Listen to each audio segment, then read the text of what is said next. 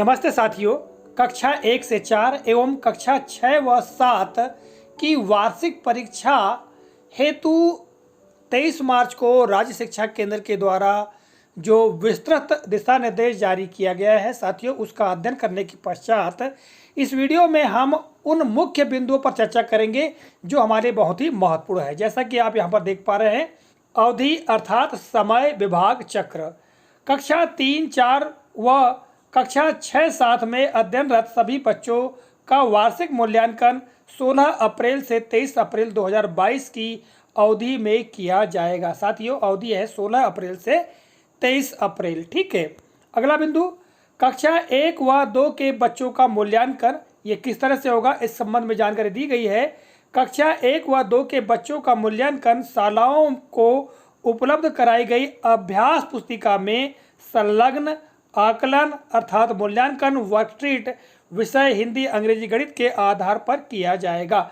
साथियों, अभी कुछ दिन पूर्व ही जो अभ्यास पुस्तिका वितरित की गई है, ठीक है, उस अभ्यास पुस्तिका की जो मूल्यांकन वर्कशीट है उसके आधार पर किया जाना है। ठीक है। अगला बिंदु है कक्षा 1 और 2 के मूल्यांकन के लिए ही पूर्णांक। तो मूल्यांकन अभ्यास पुस्तिका संलग्न आकलन वर्कशीट में प्रत्येक विषय का पूर्णांक 100 अंक का होगा, यानी 100 अंक का मूल्यांकन होगा। ठीक है, प्रश्न पत्र होगा। अगला बिंदु है कक्षा 1 व 2 के टाइम टेबल तैयार करने में स्वतंत्रता। तो साथियों, इस संबंध में जानकारी दी गई है कि शाला को स्वतंत्रता रहेगी कि कक्षा 1 व 2 के विषयवार मूल्यांकन हेतु विद्यालय स्तर पर टाइम टेबल तैयार करें तथा इसके आधार पर विद्यार्थियों से मूल्यांकन वर्कशीट पर शाला में कार्य करवाए। यानी कुल मिला के इसमें शिक्षकों को स्वतंत्रता रहेगी कि वो अपने अनुसार टाइम टेबल निर्धारित करें और फिर विद्यार्थियों का मूल्यांकन वर्कशीट के आधार पर जो है परीक्षा ले यानी मूल्यांकन करें। अगला बिंदु है वर्कशीट की जांच हेतु समय। साथियों, कक्षा 1 और 2 की वर्कशीट की जांच हेतु समय दिया गया है 13 अप्रैल के पूर्व अनिवार्यतः कर ली जाए। पूर्णांक में से विषयवार प्राप्तांक मूल्यांकन अभिलेख में अंकित किए जाए व बच्चों का परीक्षा परिणाम तैयार किया जाए। ठीक है। अगला बिंदु है अभिलेख संधारण। साथियों, कक्षा 1 और 2 के मूल्यांकन के संदर्भ में ही कहा गया है, अभिलेख संधारण के अंतर्गत वर्कशीट पर कार्य पूर्ण करने के उपरांत इन्हें शाला में अभिलेख के रूप में रखा जाए। किसी भी दशा में वर्कबुक में से वर्कशीट को फाड़कर अलग न किया जाए। साथियों, दिशा निर्देश में स्पष्ट रूप से कहा गया है कि जो मूल्यांकन के लिए जो मूल्यांकन वर्कशीट है उनको अभ्यास पुस्तिका से अलग नहीं करना है, अर्थात उनको फाड़ना नहीं है, बल्कि पूरे जो वर्कबुक है उस पूरी वर्कबुक को अभिलेख के रूप में विद्यालय में संधारित रखना है। अगला बिंदु है कक्षा 3, 4, 6 व 7 का मूल्यांकन। साथियों, आगे के बिंदुओं में हम कक्षा 3, 4 व 6, 7 के मूल्यांकन के संबंध में जानकारी प्राप्त करेंगे। सबसे पहले हम बात करते हैं पूर्णांकों की। प्रत्येक विषय के लिए कितने पूर्णांक होंगे, तो कक्षा 3, 4, 6 व 7 में प्रत्येक विषय हेतु पूर्णांक 100 निर्धारित रहेगा। वर्कशीट में 60% लिखित एवं 40% प्रोजेक्ट कार्य हेतु अधिभार निर्धारित रहेगा। साथियों, इस संबंध में पूर्व में भी हमको जानकारी दी गई है। ठीक है। 60% है वो लिखित का होगा, जिसका की प्रश्न पत्र होगा, और 40% जो है वो प्रोजेक्ट कार्य पर आधारित अंक होंगे। ठीक है। अगला बिंदु है प्रोजेक्ट कार्य हेतु बुकलेट। प्रोजेक्ट कार्य के लिए जो बुकलेट है उसके संदर्भ में दिशा निर्देश में जानकारी दी गई है कि प्रत्येक कक्षा के सभी विषयों के प्रोजेक्ट कार्य एक ही बुकलेट में होंगे। प्रोजेक्ट कार्य से संबंधित प्रश्न बच्चे घर पर रहकर हल करेंगे व निर्धारित समय सीमा में शाला में जमा करेंगे। ठीक है। स्पष्ट किया गया है दिशा निर्देश में कि जो बुकलेट है, कहना चाहिए प्रोजेक्ट वर्क के लिए सभी विषयों के लिए केवल एक ही बुकलेट होगी और बच्चे घर पर रह करके अपने प्रोजेक्ट वर्क को हल करेंगे और निर्धारित समय सीमा में शाला में जमा करेंगे। अगला बिंदु है पाठ्यक्रम सीमा। अब साथियों, जो मूल्यांकन होगा उसके लिए पाठ्यक्रम सीमा के अंतर्गत जानकारी दी गई है कि पाठ्यक्रम सीमा वार्षिक मूल्यांकन खंड अ के लिए 8 ग्रेड पाठ्यक्रम अध्ययनरत कक्षा का पुनर्योजित पाठ्यक्रम के आधार पर बनाया जाएगा। साथियों, जो 8 ग्रेड अभ्यास पुस्तिका दी गई है, ठीक है, उस 8 ग्रेड अभ्यास पुस्तिका में जो जो भी पाठ दिए गए हैं उसी आधार पर जो है उसी को आधार बनाते हुए जो प्रश्न पत्र निर्धारित होंगे। ठीक है, अगला बिंदु है प्रोजेक्ट वर्कबुक जमा करने की अवधि व जांच कार्य। बच्चों द्वारा हल की गई प्रोजेक्ट वर्कबुक शाला में दिनांक 11 अप्रैल 2022 तक जमा कराई जाए। शिक्षकों द्वारा जांच कार्य 16 अप्रैल 2022 तक पूर्ण कर लिया जाए। यहां अवधि निर्धारित कर दी गई है।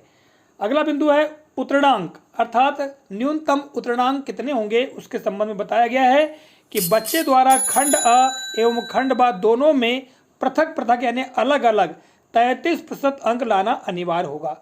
साथियों, इसमें ध्यान रखने की बात यह है कि जो खंड अ जो कि प्रश्न पत्र विद्यार्थी को होगा उसमें भी 33% अंक प्राप्त होने चाहिए और प्रोजेक्ट वर्क में भी विद्यार्थी के द्वारा 33% अंक प्राप्त करना चाहिए, तब उस विद्यार्थी को उत्तीर्ण माना जाएगा। आगे है जांच एवं अंकों का अंकन। शिक्षक द्वारा खंड अ एवं खंड ब के प्राप्तांकों का योग वर्कशीट के कवर पृष्ठ पर निर्धारित स्थान पर अंकित किया जाएगा। दोनों खंडों के प्राप्तांकों के योग के आधार पर ग्रेड अंकित किया जाए। अर्थात जो खंड अ है खंड ब है, इन दोनों के प्राप्तांक जो होंगे वो वर्कशीट के ऊपरी जो कवर है जहां स्थान निर्धारित है वहां पर लिख देना है और फिर दोनों का योग करते हुए उसी आधार पर ग्रेड भी निर्धारित करना है। अगला बिंदु है परीक्षा फल का निर्धारण, कक्षोन्नति व प्रगति पत्रक में ग्रेड भरना। प्रगति पत्रक में केवल निम्नांकित प्रविष्टियां की जाए, इसके संबंध में कहा गया कि क्या क्या हमको प्रविष्टियां करना है। देखिएगा, सह शैक्षिक क्षेत्रों व व्यक्तिगत सामाजिक गुणों के ग्रेड, इसके बारे में जानकारी दी गई है। जिन माह में शालाएं संचालित हुई हैं उन माहों में विद्यार्थियों के सह शैक्षिक क्षेत्रों व व्यक्तिगत सामाजिक गुणों के आधार पर ग्रेड क्वालिटेटिव टीप अंकित की जाए, किंतु इन्हें वार्षिक परिणाम तैयार करने में अधिभार नहीं दिया जाए। साथियों, जो शैक्षिक क्षेत्र और व्यक्तिगत या सामाजिक गुण के जो ग्रेड है उनको वार्षिक जो परीक्षा खंड अ और खंड ब जो मूल्यांकन जिस आधार पर हम लेंगे, ठीक है, उसमें इनको नहीं जोड़ना है, यानी हमको अधिभार नहीं देना है। और स्पष्ट कर दिया गया है कि जिन माह में शालाएं संचालित हुई है उन्हीं माह में विद्यार्थियों के सह शैक्षिक क्षेत्र व व्यक्तिगत सामाजिक गुणों के आधार पर ग्रेड दिया जाए या क्वालिटेटिव टीप अंकित की जाए। ठीक है, यह कहा गया है। अगला बिंदु है ग्रेडिंग। अर्धवार्षिक मूल्यांकन पूर्णांक 50 अंक का होगा, यानी जो अर्धवार्षिक परीक्षा है वो 50 अंक उसका निर्धारित है कि प्राप्तांकों के आधार पर ग्रेड अंकित किया जाए। वार्षिक मूल्यांकन यानी पूर्णांक 100 के प्राप्तांकों के आधार पर ग्रेड अंकित किया जाए। ठीक है, कुल मिला के 150 अंकों में से जो अंतिम मूल्यांकन होगा वो 150 अंकों का होगा। ठीक है, अगला बिंदु है वार्षिक परिणाम ग्रेड। प्रति विषय 150 अंक के मान से समस्त विषयों के प्राप्तांकों के महायोग से प्राप्त कुल प्राप्तांकों के आधार पर वार्षिक परिणाम की ग्रेड अंकित की जाए, शेष प्रविष्टियां रिक्त रखी जाए। साथियों, जैसा कि हमने पूर्व में चर्चा की कि कुल वार्षिक परिणाम के लिए 150 अंक होंगे, उसी में से हम बच्चों को ग्रेड देंगे। ठीक है, और जो बाकी जो प्रविष्टियां उनको हमको रिक्त रखना है। अगला है प्रगति पत्रक में ग्रेड अंकन एवं परिणाम की घोषणा। प्रगति पत्रक में ग्रेड अंकित किए जाकर 28 से 30 अप्रैल 2022 तक परिणाम की घोषणा कर समस्त बच्चों को प्रगति पत्रक का अनिवार्यतः वितरण किया जाए। साथियों, 28 से 30 अप्रैल तक हमको वार्षिक परिणाम बच्चों को दे देना है, साथ ही प्रगति पत्रक भी बच्चों को वितरित करना है। तो साथियों, इस तरह से ये कुल जो महत्वपूर्ण बिंदु थे इसके बारे में मैंने जानकारी दी है। आशा करता हूँ जानकारी उपयोगी लगी होगी। यदि साथियों आपको और भी जानकारी प्राप्त करना है तो विस्तृत दिशा निर्देश का अवलोकन अवश्य करें। मिलेंगे अगले कालखंड में, तब तक के लिए जय हिंद।